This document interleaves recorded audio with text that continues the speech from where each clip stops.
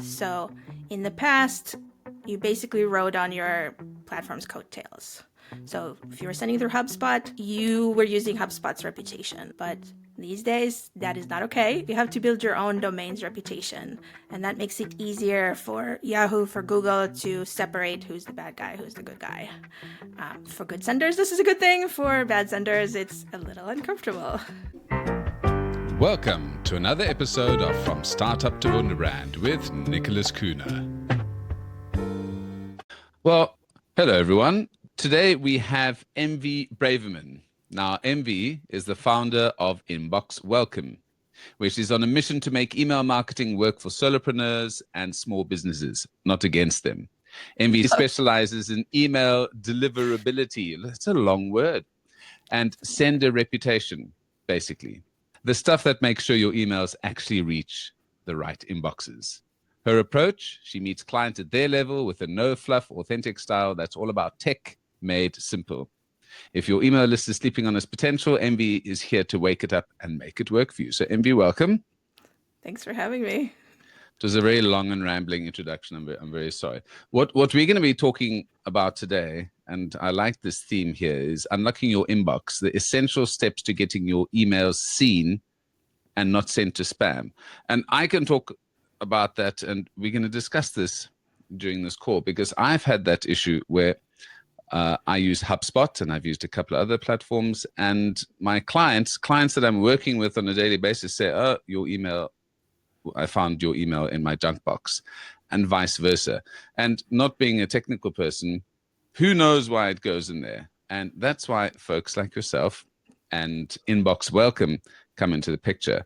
And I think it starts with things like audits, setups, authentication, automation, and integration. And we're going to touch on those. These might sound slightly complicated to you folks, but it's very important to understand that we all use emails every day, even though you don't think about it. And do you actually know how they work? It's like this magical thing in the ether. So MV is going to help sort of decipher and decrypt some of these myths with your inbox. So before we continue, I want to go into a little bit about your background. I see that you studied mathematics. So mathematics to inboxes. Now, what's going on here? Well, I studied psychology, and I did end up with a minor in mathematics. Actually ended up with master's in anthropology and mathematics. So I think I'm kind of split the tech and the psychology, and I think both are critical. Unfortunately, a lot of times people fall either very much on one side or the other, but you need to know both. Exactly. A good balance is always important. And I suppose my next question is, why start your own business? Did you see enough of a market in this? What got the entrepreneurial bug into your system? Oof, that is next question. That could We've be a got whole lots different of time. a whole episode in and itself. Some of it was logistics. I had children. My then spouse traveled, and I needed the flexibility. I have absolutely no idea how working parents in the U.S. do it without support, because I don't know how to make it happen. And that was part of it. So I've been in kind of a tech support systems administration. And so I decided, okay, I'll start being a tech help desk for people who leave their corporate careers. So I did WordPress support and all kinds of things. I was not very good at marketing or explaining it. And so I constantly heard that you got to niche down, you got to specialize, you got to niche down. So a couple of years ago, and I'm also a certified Google Workspace administrator. So I had a client come to me about she was using Google Workspace, and the way that she got clients, she was a corporate trainer, is by going to different conferences, speaking and presenting there, and she would get approached saying, "Hey, send me your, send me your pitch, like send me your contract," and then she would never hear from them again, even though she knew that they really wanted it. Well, the people may have wanted it. The corporate firewalls were not quite so excited about this this new email showing up out of nowhere. And so I went down this kind of rabbit hole of learning about deliverability and how email actually works. underneath. And a few months later, there was, big changes with Google and Yahoo, and I was like, okay, this seems to be a thing. I found my niche. So email, automate, all things I go from there. And I think that email is very underrated, and lots of businesses, like I work with membership and course creators, and they don't think of email. What I like to tell them is it should be your glue, because I don't know how many things I've signed up for, how many courses I bought, how many memberships I've joined. If you don't send me something in my inbox regularly reminding me that it exists, I'm on to the next thing. Sorry, attention spans are short. And so I'm in my inbox, most of the inbox regularly. So use it as your glue. Well, I love that you have niched down, and that's something you learn pretty quickly when you start your own business or are going out for work. Google gives you these wonderful perceptions of grandeur when you do an advert and it says you're going to reach 20 million people, 40 million people, 50 million people. Oh my, what? That's amazing. No, you're not. You really want to narrow down your search, and it does mean that your ad spend goes slightly higher because it's more niche and you don't reach as many people. But as soon as you are spending your own money, you realize, oh, wait a minute, I'd rather actually get people who are going to pay for my product than the vanity of having millions of people seeing my ads. So I love that. And one thing that I realized when I moved from a large corporate to starting my own business is I didn't know email actually took effort. I thought it just magically happened, and Google and Microsoft made your life easy. But I suppose, they need to create work for themselves and additional tech support sales, etc. Email is becoming... I mean, email has been around for a very long time. And when it was, when the first email was sent, it was sent between trusted networks. It wasn't until many years later that the first spam email was sent. So it's still underneath it all kind of trust-based, but unfortunately, bad people do bad things. And so they've all had to get pretty defensive, which I am thankful for in my mailboxes too.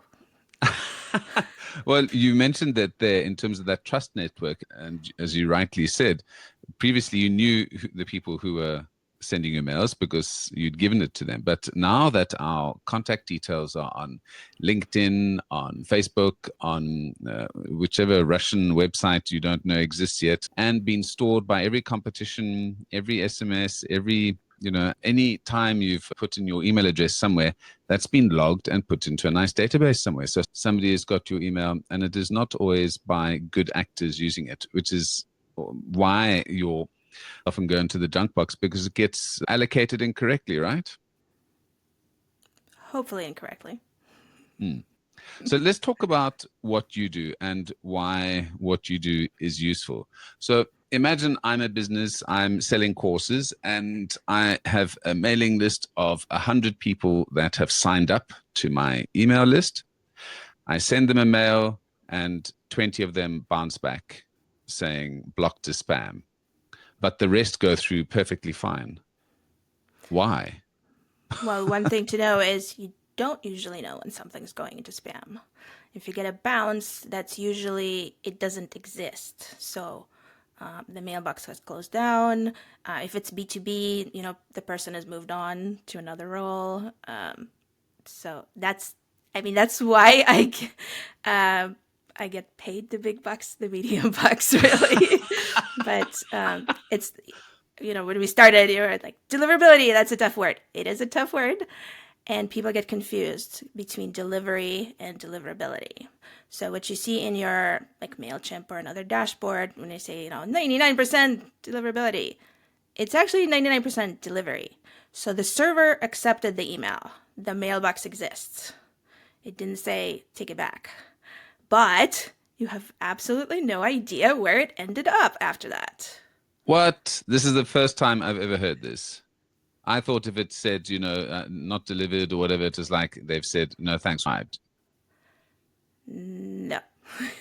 Interesting. If they've previously unsubscribed, then you're not sending to them at all. Hopefully, Yeah. be managed by your platform automatically.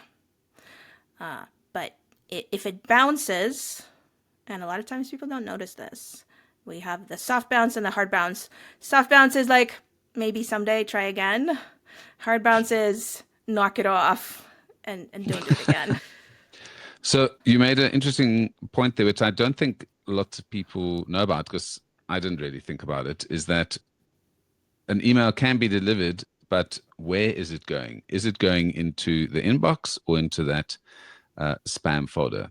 It can even be quietly deleted by the server. It might never show up Ah, anywhere. okay.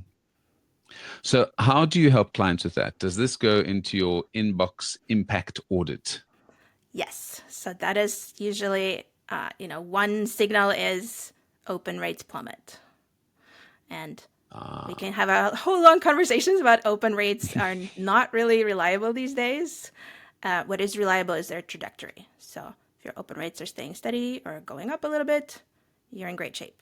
If you're going from 40% to 12% all of a sudden, something's going down. And it's a little bit like an iceberg. Like people think about the subject lines, their content, like the design and stuff. They don't think about everything else that goes into getting their email delivered. so you do an audit that is a detailed evaluation of your current email strategies, practices, and compliance.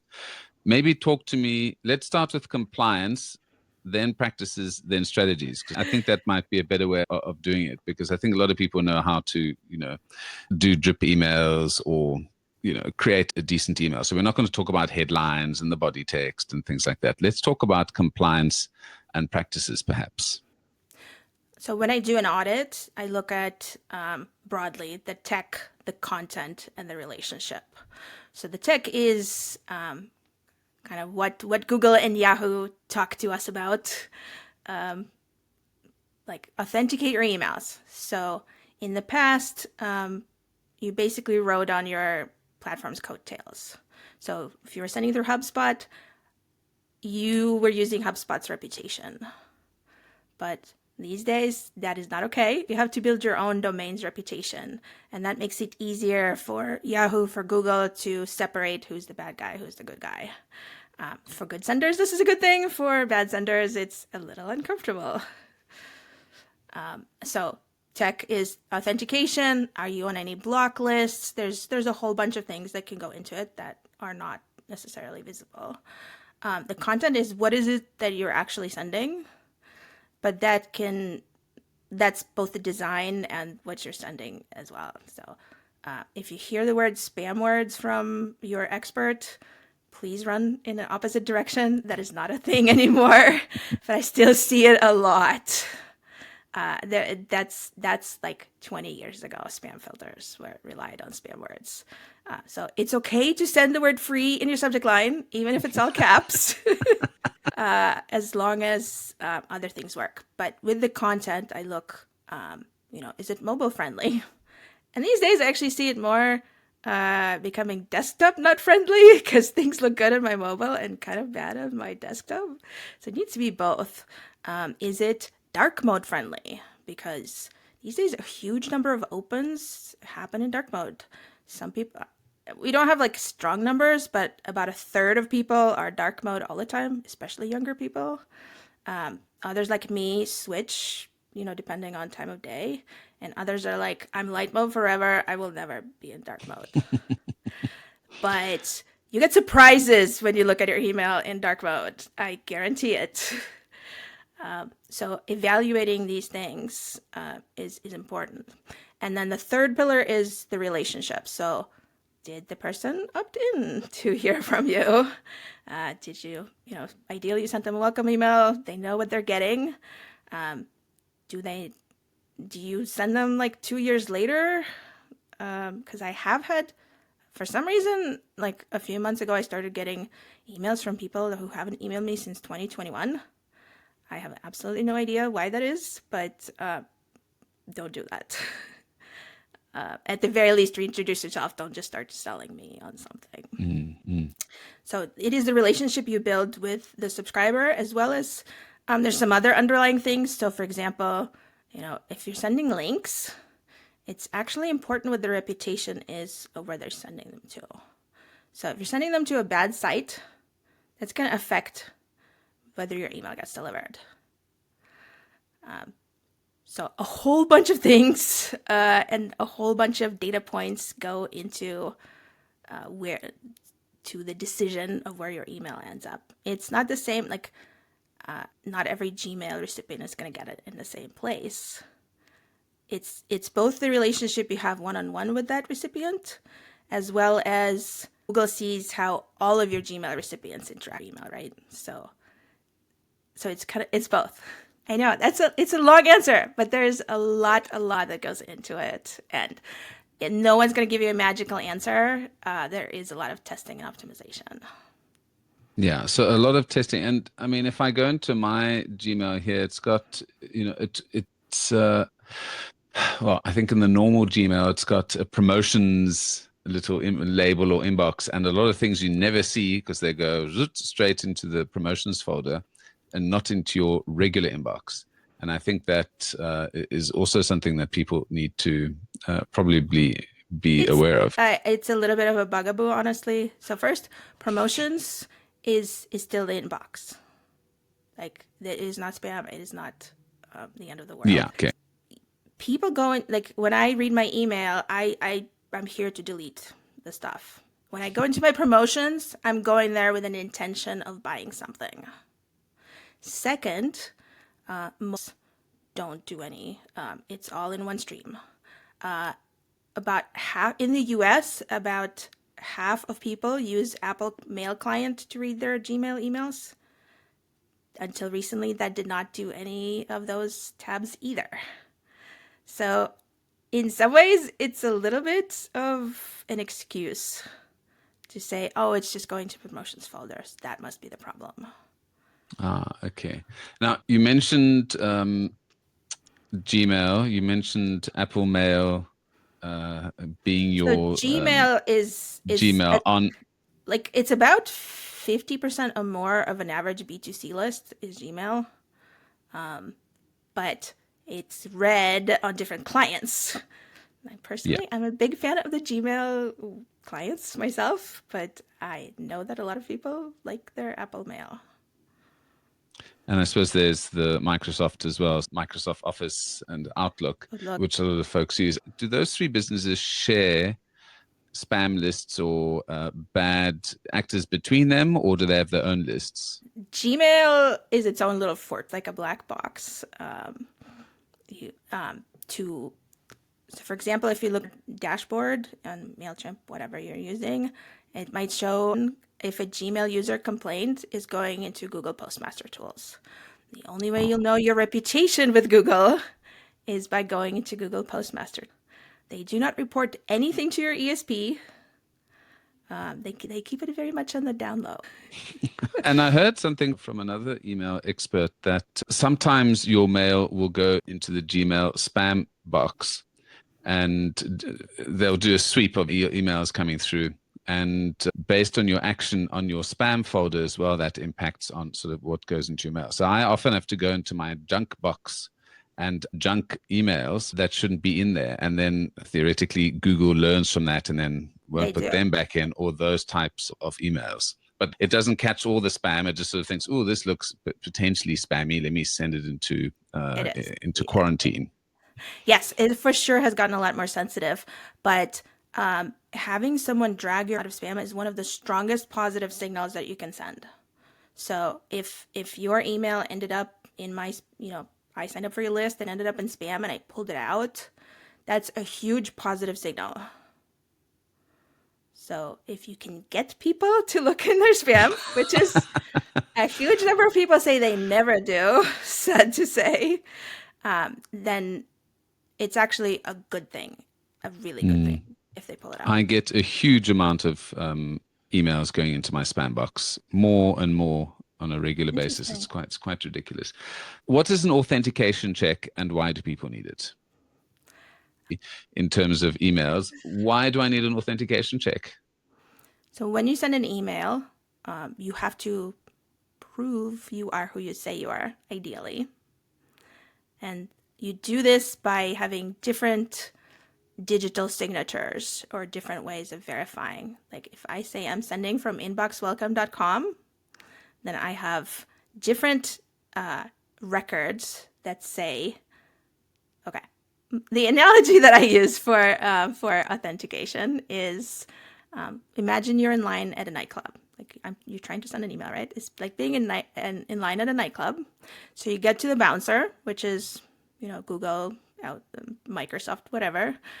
They're gatekeepers. So you have to be on the list, and that's SPF. So that's, so for my domain, I use Google Workspace for my email. If someone tries to send an email pretending to be me from Outlook, I'm also gonna be like, that's not looking good. Then I have to, present my ID, and that's a DKIM. So that's a digital signature. The holographic IDs that we show that say this is the person that they're claiming to be. Again, and then we have DMARC, which is basically a checklist that the bouncer has that says, if these look hinky, what do I do then? Do I just let them in anyway? Do I send them to the coat check to hang out forever? Or do I dump them out in the back secretly? And so you don't always know what you're presenting to the world. And so the authentication check looks at what envelope are you sending your letters in? What does it actually say? Does it say what you think it says? Or does it say something completely different? And this is something small businesses generally don't do. I only did this last year, and I've had, as I went and put in my DKIM, SPF, and DMARC details onto my onto GoDaddy, or onto, I think it might have been onto Gmail as well. Regular mails now saying, here's your report of, is your email ask you about it, actually, because so, you are one of the few people I see who set up reporting, but those reports are usually very hard for humans to read. I will be brutally honest, I've never opened them. Okay. So I feel comfortable that something's working. Let's talk about this. So the R in DMARC stands for reporting. And as you have experienced, those reports are actually sent in an XML format, which is not there are some humans that read it for fun. Mm-hmm. And 99.9% of them do not fall under that umbrella. I'm also not one of them. But there's a number of basically parsers that will reformat this report for you in nice dashboard with visuals. Mm-hmm. And so I very much recommend, I applaud you for taking the step to set up the reporting. That's actually very good. And while right now Google and Yahoo are not requiring it, they are eyeing that, and that's important to them. But if, again, I have seen it in groups, people are like, what is this stuff? And don't worry about it, just send it straight to trash. And I have to be the facepalm emoji in this case and say, please don't do that. Sign up for reports. If you're a low volume sender, there's some free ones that are really good. Just for higher volumes, it's not that expensive. You're going to get insights you won't see any other way. You're going to know if someone's trying to pretend to be you. You're going to know, here's what Microsoft thought of my email. And just other things that, again, are underwater, under the... What it all does now is, by making people aware that email is slightly more complicated than we think, it's going to help a whole bunch of people be more effective and get more business. And it does add a slight layer of complexity. But like you said, this is not the most expensive activity in the world to get right. How often should you be doing an audit of your inbox? Is this something that you need to do monthly, every 6 months, once a year, every 2 years? What is your suggestion for folks? Some of it depends on how high of a volume you send Yeah. and how important email is to you as a channel. Because obviously there is a time investment. But ideally, at least every 6 months, look at your authentication, check your automations, especially, as solopreneurs, I'm constantly zigzagging and pivoting. You don't want to be sending something old into the world as a first impression.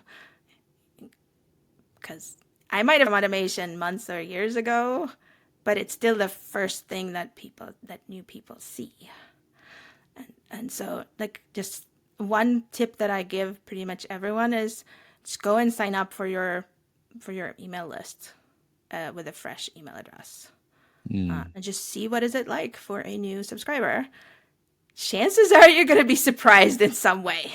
Absolutely. And I've had that shock myself. I'm like, oh, that looks nasty, or oh, that person's left, or oh, that was just, thank you for your email, and no call to action, no details. You kind of forget that as your business progresses, the rest of the activities around the business need to progress. It's almost like when you call an answering machine at a company, you don't want something from 5 years ago answering you. Exactly. Yes. Or your Christmas message from 2 years ago. So if I can only banish the set it and forget it words from someone's vocabulary, like you don't want it to be a set it and regret it. That's better. Check it. Just check your automations. I love automations. I think they're critical, but they're your representatives. 24/7. I don't know if you know how much I hate automations, because I get so many of them. And maybe it's, again, because we're in the industry or I'm in marketing. I can tell from the first sentence if this is an email that is just automated. There's no thought going into it. It's just generic mails. And then the second one, and then the third one, I'm like, I even know what program you're using or which course you went on to write this. I generally complain to them. I've had only one person say, I'm sorry you were annoyed. And then I responded to them.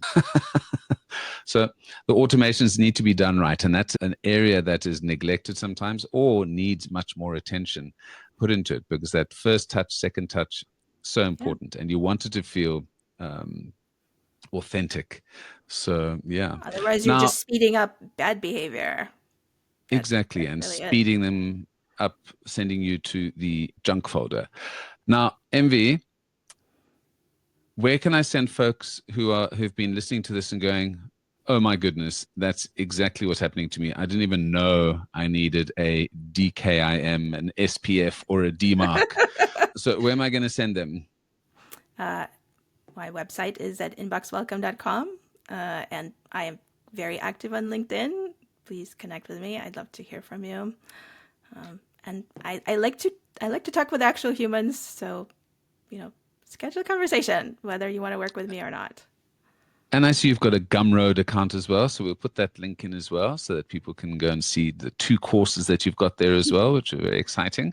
So very happy to see that. So MV, this has been super informative, and I'm sure everyone can hear, I know, just enough to be dangerous on email marketing. So that's why I'm very happy to have people like MV come and talk about these things that do affect our business in slightly underappreciated art form of keeping your inbox, making sure that your emails go to the inbox and not to spam boxes. So MV, thank you.